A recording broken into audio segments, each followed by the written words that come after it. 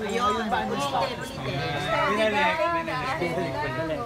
Diyan lang siya. Steady na po ako. Dito lang po ako. Steady na po ako. Julie, how do you take it kapag yung mga tao ang paniniwala nila kayo talaga? Hindi nyo lang inaaway. Huwag po natin madali. Kita kasi nakaka-pressure po.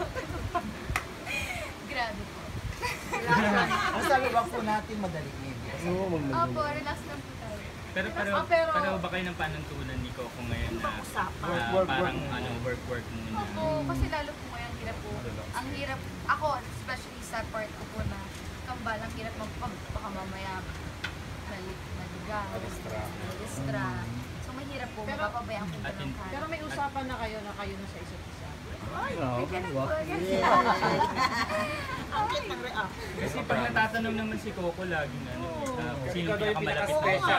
Kasi kami nagpapakilig sa kanya. Pinaka-special daw sa kanya yung sinasabi. Kinikilig siya sa'yo. Ilabas mo yan, Reaction mo. Does it feel na lang na gano'n? Ganun yung Ikaw na sinasabi. Flattered po kasi kahit naman po pag ako rin naman po tinatanong sa rin ako yung close po. Siya rin nagpapakilig sa'yo. Siya rin ba? Siya rin nagpapakilig sa'yo. Ayun. Okay, naman gawin yung formal. Anong chance?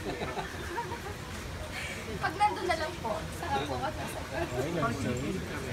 ang hirap ng mga tanong nyo. Ayun pa lang po. Mahirap din galing sa puso ng Para nasa. Julia, ganito na lang. Ilang taon o buwan na kayong close? Walang hanggang. Ay, actually, bago pa magwala hanggang talagang close na kami kasi may napagtrabaho na kami. Nung naputol yun, tapos kailan ulit bumalik? Nagtatrabaho kami ulit po nung wala hanggang.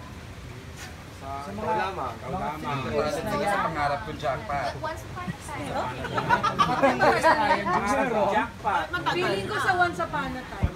Once upon a time. Feeling ko Once Upon a Time. Once upon a time po. Nabuo. Reaction mo. Sakripisyo po talaga yun. Walang hanggang naging close sila. Ang daming tigil. Grabe. Si Paolo Abilino kasama mo sa New Jersey. Ako.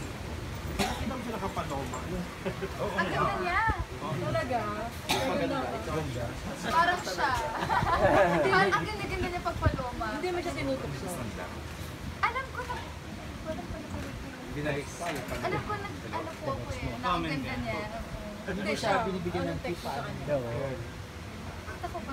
Parang nakita ko siya somewhere. Sabi ko, ang ganda mo ng paloma. Sabi niya sa'yo. Parang manda kayo. Parang nilokan kami na lahat ng mga babae. Which is parang, oo naman, sa paloma.